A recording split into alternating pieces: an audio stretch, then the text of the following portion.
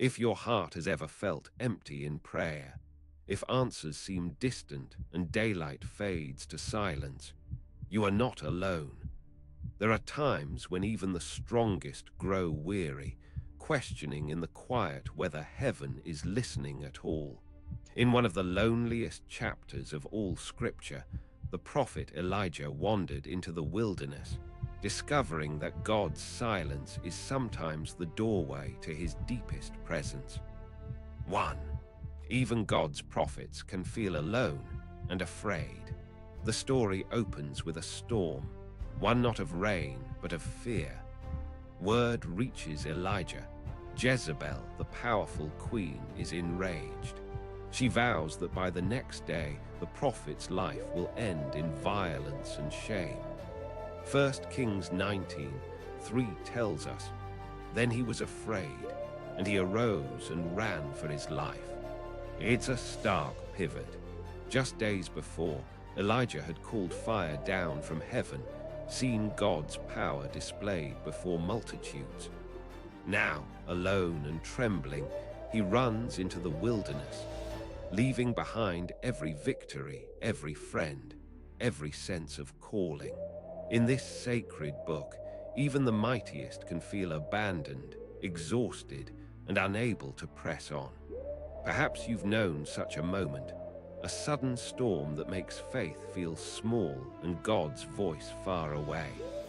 Elijah reminds us, spiritual struggle is not a mark of failure. It is part of the journey. God remembers dust. He allows his servants to be human. Before God speaks to Elijah, he allows Elijah's fear, exhaustion, and despair to be real, uncorrected. If even God's chosen can stumble into the silence of uncertainty, then your wilderness is neither new nor unworthy of his concern. To God's silence is not absence, it is withholding to prepare. Elijah flees, but he flees to an emptiness. Verse 4, "But he himself went a day's journey into the wilderness and came and sat down under a broom tree. And he asked that he might die, saying, 'It is enough. Now, O Lord, take away my life, for I am no better than my fathers.'" Here is a prophet who, in his fatigue and despair, can barely form a prayer. Yet in this silence, God does not answer with thunder. He does not offer immediate encouragement or guidance. For a time, God allows Elijah to sit in this hollow pain. What does this teach us? It shows us that God's silence is not the abandonment of his servant, but a mysterious act of withholding. Not a turning away, but a making of space. Throughout Scripture, God sometimes cloaks himself in quiet. Psalm 13:1, David cries, "How long, O Lord, will you forget me forever?" Job sits in ashes, pleading for God to speak. Such silence is not the cruelty of heaven. It is the sacred pause in which God works deepest. He draws out the hunger for himself that can only be satisfied by something more than answers, by a true encounter with his presence. Has your journey led you to a quiet place where even your prayers feel unanswered? Remember, God's silence is still holy. In it, he is not absent. He is preparing you for more. 3. God ministers in the wilderness through his tender provision. Elijah, depleted, cries out for death, but then something piercingly beautiful occurs. Verses 5-6, "And he lay down and slept under a broom tree, and behold, an angel touched him and said to him, 'Arise and eat.' And he looked, and behold, there was at his head a cake baked on hot stones and a jar of water." Notice, God does not scold Elijah for his fear. The Creator does not immediately demand faith or give him marching orders. Instead, in exhaustion and emptiness, God sends real food, real water, and a gentle touch. The ministry of God in our wilderness silences is often remarkably simple: nourishment, rest, a kindness arriving at the limit of endurance. He does not answer Elijah's questions yet. He simply sustains him. This is a profound truth. So often we look for grand signs, but God may first minister to us in the form of small mercies. The meal shared by a friend, the coolness of water, the quietness of needed sleep. In your own desert, do not despise the small provisions, for they are the hand of God preparing you for the journey ahead. For the journey is sometimes longer than we expect. After being revived by food and rest, Elijah is called to rise again. Verse 7. And the angel of the Lord came again a second time and touched him and said, Arise and eat, for the journey is too great for you. Strengthened, Elijah journeys 40 days and 40 nights to Horeb, the mountain of God. Here lies another biblical reality. God does not always rescue us immediately from our wilderness. Instead, He nourishes us for a journey that may be long and difficult, a process, not a shortcut. Compare Elijah's 40 days to Israel's 40 years, to Moses' own 40 days atop Sinai. In these spaces of extended silence and travel, the Lord prepares hearts for true encounter. It is in the length and uncertainty of the journey that dependence on God is forged. God says, "The journey is too great for you," not as condemnation, but as truth. You were not meant to carry your wilderness alone. If the silence feels long, know that you are being prepared for a destination holy and transformative. Have patience in the process. Your wandering is not wasted. It is leading somewhere sacred. 5. God welcomes honest despair. He listens before he answers.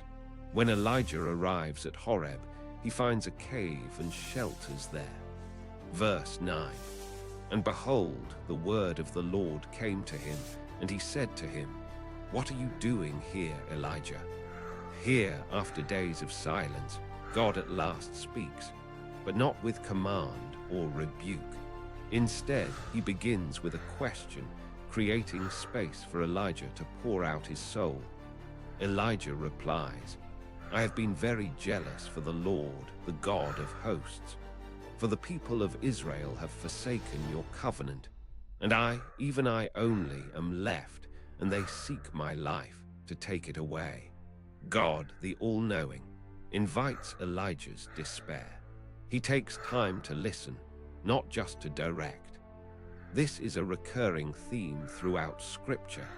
The God who meets Hagar in her tears, who receives the laments of Jeremiah, who waits beside the well for the shame-filled Samaritan woman. He honors the honesty of broken people. In your own silence, if your heart is raw, if you come to him with confessions of fear or failure, know that he listens with more patience than you grant yourself. God desires a relationship that is real, not rehearsed. Pour out your complaint. His silence will not harden. It may, in time, open into dialogue. 6. God reveals himself in the still, small voice.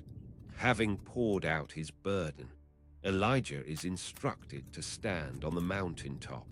Verse 11. And behold, the Lord passed by, and a great and strong wind tore the mountains and broke in pieces the rocks before the Lord. But the Lord was not in the wind. Then came an earthquake, then a fire. But the Lord was not in these. After the fire comes the sound of a low whisper, what many translations call a still small voice. Here is the crucial revelation. God's greatest self-disclosure to Elijah does not come in force or spectacle, but in quiet intimacy. In the cultural world of ancient Israel, gods were often associated with storms, cosmic signs, or natural disasters. But here, Yahweh reveals that his presence does not always thunder.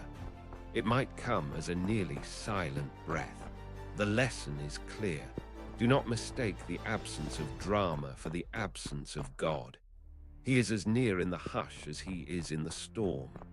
When your world is noisy but your heart is dry, look for him not in the earthquake, fire, or wind, but in the holy quiet. Have you made space for the whisper? It is in this silence, this gentlest voice, that God speaks most personally. His silence trains our ears to hear the whisper that never comes when we are distracted or demanding. The silence prepares us for perception. 7 divine encounter leads not to escape, but to purpose. After the Lord's whisper, the conversation begins again. Elijah repeats his complaint, but now God gives direction. Verses 15-16. Go, return on your way, and anoint Hazael king over Syria, and Jehu king over Israel, and Elisha as prophet in your place. God's revelation does not end with comfort. It brings calling. The wilderness was not the end of Elijah's story, but the prelude to a renewed mission. God addresses not just Elijah's pain, but his ongoing purpose in the world. And tenderly, he reassures Elijah, "Yet I will leave 7,000 in Israel, all the knees that have not bowed to Baal." In the silence, Elijah felt utterly alone. But the truth was otherwise. God had preserved a faithful remnant, unknown to Elijah, but deeply known to God. When God brings us through the wilderness, his goal is never simply rest for our souls, but a return to faithfulness and action, fueled by the trust that grows in quiet places. The long silence, the hunger, the trembling honesty, they all lead here. A servant remade by the stillness, ready to step again into God's purposes. When you encounter God in your desert, your sense of smallness may remain, but your calling will be remade in his strength. 8. The wilderness is sacred. It is where God makes men and women new. The pattern of Elijah's story echoes through all of Scripture. Abraham leaves behind all he knows and wanders a land of promise he cannot yet see. Moses flees Egypt, spends 40 years in Midian's emptiness before the burning bush blazes for him alone. Israel wanders the waste places, 40 years that shape a people, even in their frailty, to desire God more than comfort. Even Jesus, before his public ministry, is driven by the Spirit into the desert, fasting 40 days, meeting silence and temptation face to face. These wilderness places are not accidents. They are the altar on which God refines his servants. When Elijah walks through his desert, his calling is remade, not through miracles or noise, but through God's hushed, holy presence. Your wilderness is not punishment. It is the sacred ground where self-reliance dissolves and longing for God is awakened. Let your silence become sanctuary, a meeting place with the God whose presence is not less real for being quiet. 9. God's faithfulness transcends our weakness. After his encounter, Elijah still carries the memory of fear, sorrow, and exhaustion. But he rises now in the quiet trust that what God has begun, he will complete. The Lord's assurance, "There are 7,000 you do not see," reminds us that God's plans are not limited by our perception or strength. We may tremble, but his promises stand fast. As Paul would later write, "We have this treasure in jars of clay to show that the surpassing power belongs to God and not to us." 2 Corinthians 4:7. If you feel you have nothing left to offer but weakness and broken prayers, Know this: God's faithfulness is not measured by your capacity, but by his own everlasting mercy. Your desert endurance may not look like victory, but in the silence you are being shaped to depend entirely on him. Pause here. Wherever you are, take a quiet moment to ask yourself, what is the wilderness teaching you? Have you fled in fear, collapsed in fatigue, or whispered out prayers that seem returned only by silence? Remember Elijah's journey. God's silence is not his absence, but his pregnant pause, his tender prevention from lesser comforts, so that you might be prepared for a greater encounter. He notices every sigh, supplies every need, even the need for bread and sleep. He waits to speak in the hush, when you grow still enough to truly listen. And when the whisper comes, it is not only to soothe, but to send you forth, restored, renewed, and folded into the ongoing work of his kingdom. As you consider these things, may you find hope. The desert is never wasted. The silence is never empty for those who wait upon the Lord. Would you join me in gentle reflection? Let us set aside, for just a moment, the clamoring need for answers. Instead, let us ask for open ears that might hear when the silence is pregnant with God's love. Perhaps the very ache we feel is what makes us ready for him. To those carrying burdens in secret, to those whose faith feels faint, be patient in the silence. There is holy ground beneath your feet, and as you walk forward, take with you these truths, that God's silence can be preparation for presence. That exhaustion is not shame, but invitation to rest and receive. That when the voice finally comes, it is unmistakably his, and it gives meaning to every mile of your wilderness. Beloved, would you leave a short testimony in the comments? How has God met you in quiet or lonely places? Or, if you are still waiting, what do you hope he is preparing in your heart? If this sacred journey into Scripture has blessed you, subscribe and walk with us in future chapters as we listen for the voice of God together. May the Lord bless you, keep you in every wilderness, and cause his gentle whisper to reach you in the silence. May your waiting become worship, and your desert the place of deepest encounter. Go in the peace of the God who sees, sustains, and silently loves his own.